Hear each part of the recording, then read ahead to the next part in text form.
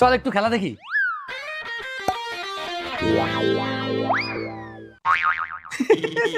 দেখ শট মারছে দেখ। আরে এর থেকে তোমরা লুডো খেলো, লুডো। ঝটকা পুট। এই তুই বল কর।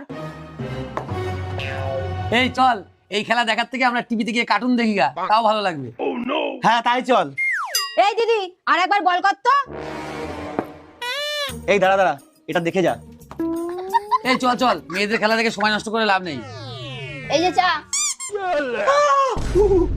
হাতে চা দিচ্ছিস কেন?